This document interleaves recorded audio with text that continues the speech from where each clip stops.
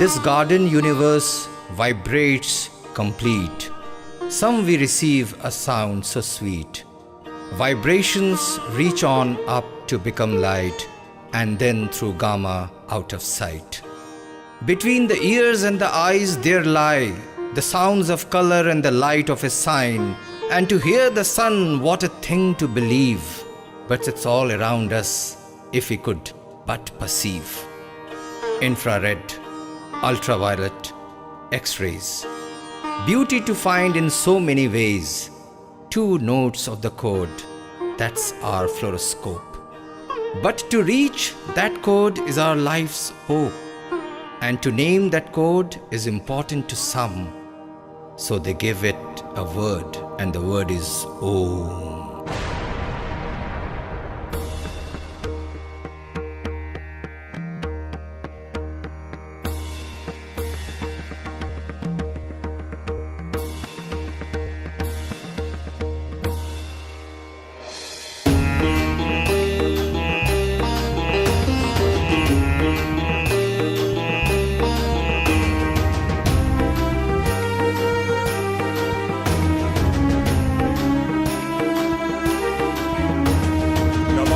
शमीशाम निर्वाण रूपम विभुं व्यापकं ब्रह्म वेद स्वरूपम निजं निर्गुणं निर्विकल्पं निरीहं चिदाकाश महाकाश वासं भजेऽहम्।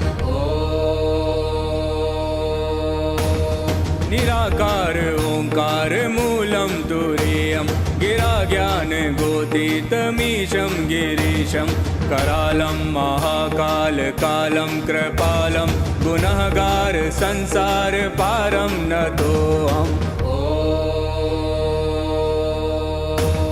कलातीत कल्याण कल्पान्तकारी सदा सच्चिदानन्द दाता पुरारी चिदानन्द संदोह मोह पहारी प्रसीद प्रसीद प्रभो मम मधारी। नमामि शमीशां निर्वाण रूपं विभुं व्यापकं ब्रह्म वेद स्वरूपं निजं निर्गुणं निर्विकल्पं निरीहं चिदाकाश महाकाश वासं भजेऽहम्।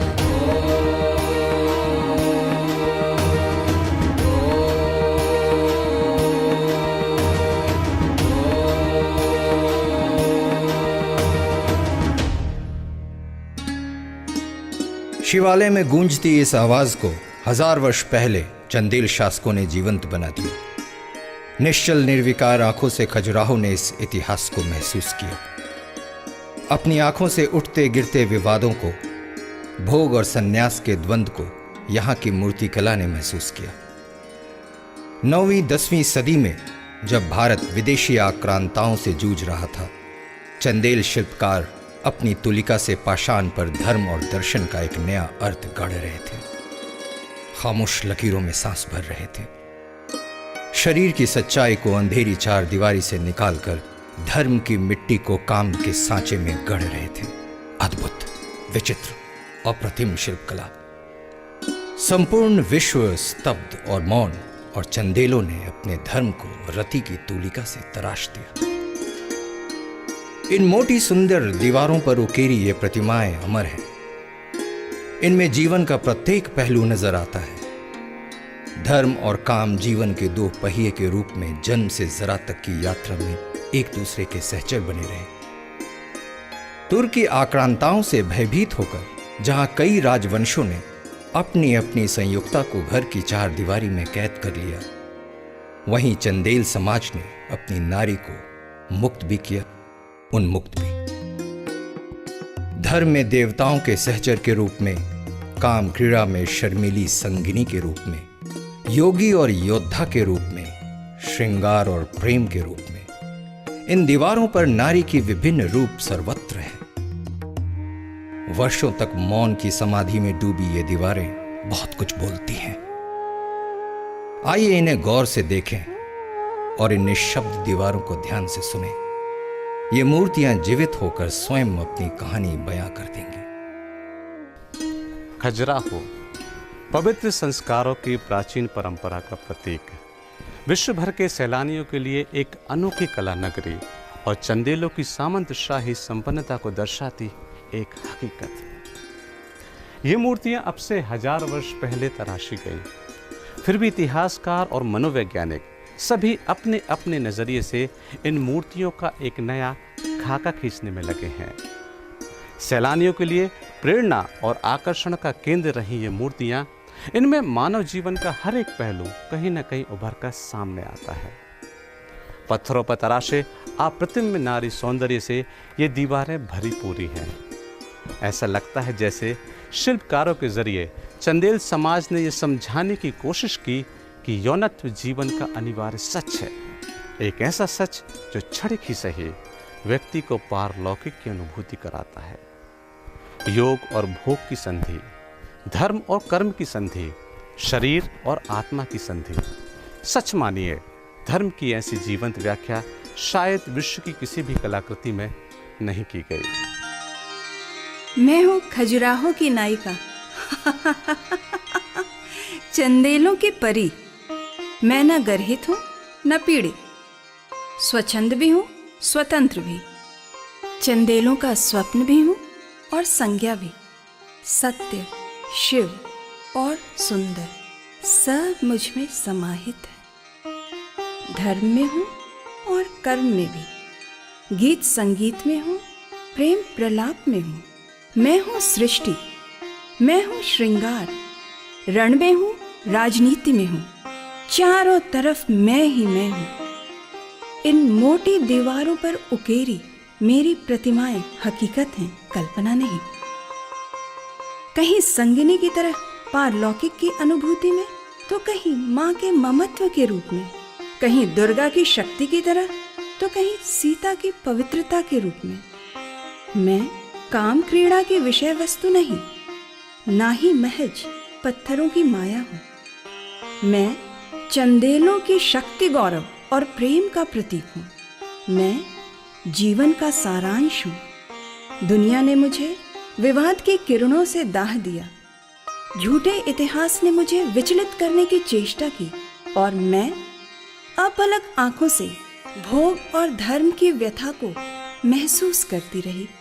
मैं ना तो सामंती समाज की तड़प हूँ, ना ही स्त्री पुरुष की काम उत्कंठा का पशु अभिशप्त रूप। मैं काम और मोक्ष का मुक्ति मार्ग हूँ। मैं चंदेलों की दबी उत्कंठा का प्रतिबिंब नहीं, उनकी शक्ति और परचम की प्रेरणा हूँ।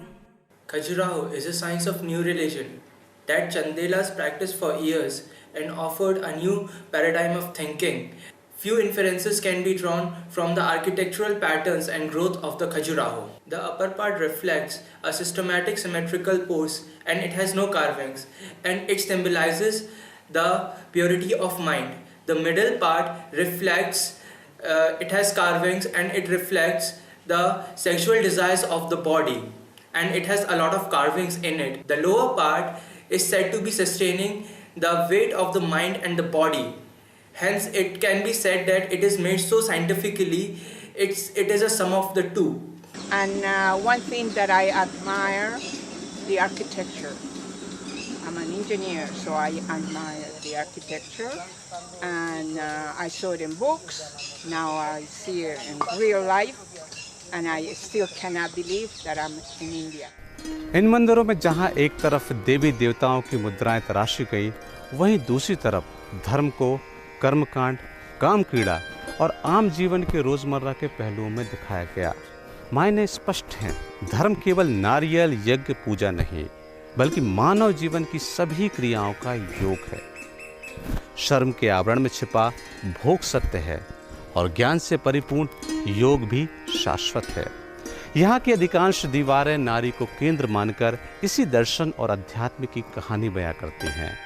शायद यही वजह है कि इन दीवारों पर धर्म को यज्ञ, हवन, बलि जैसे रूपों में न दिखाकर योग, प्रवचन, श्रृंगार, प्रेम और काम की तूलिका से तराशा गया है। गौर से देखें इन दीवारों को, योग और भोग की संधि पर खड़ी सशक्त ये दीवारें, न सीमेंट न गारा, ये तो जुड़ी हैं धर्म और कर्म की मिट्टी से, निर्वाण, मोक्ष और कैवल्य के दर्शन से।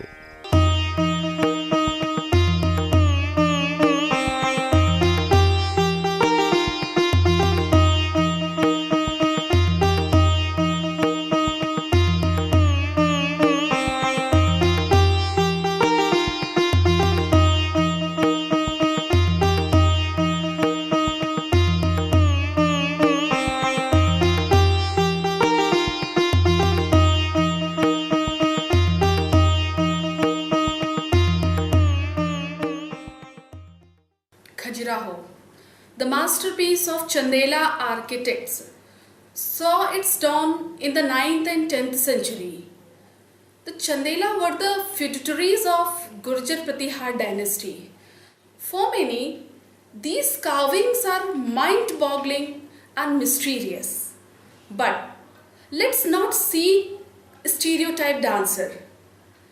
They were the rulers who gave patronage to the stone carvers. This collage of carving speaks volumes of religion as complete package. Hence, Khajuraho, the greatest teacher on the earth of art of living. It's beautiful. It's a wonderful place, and really it's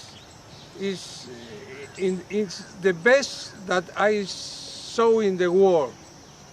Es realmente hermoso. Es único en el mundo. Nosotros hemos venido aquí especialmente a ver esto. Save for the future, please. विश्व भर के पर्यटकों के लिए ये मूर्तियां आज स्फूर्ति और नवजीवन का साधन स्थल है।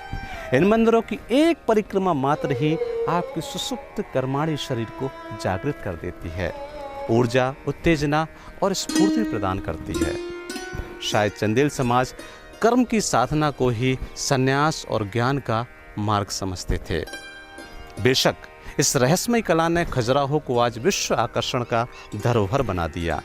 यहाँ ना तो रत्न जड़े दीवारें हैं, ना ही संगमरमर की धवल चमकदार प्रतिमाएं, फिर भी पत्थरों पर तराशी ये मूर्तियाँ आपको जीवंत बना देती हैं। जन्म से जरा तक की यात्रा, मन को सुकून और शरीर को पुनर्जीवित कर देने वाली ये कला, आइए इन्हें महसूस करें। ये दीवारें बोलती हैं, यकीन मानिए ये दीवारें बोलती हैं। हाँ, मैं पत्थरों में मढ़ी माया हूँ, पर परंपरा की अश्लील शिल्प कला नहीं।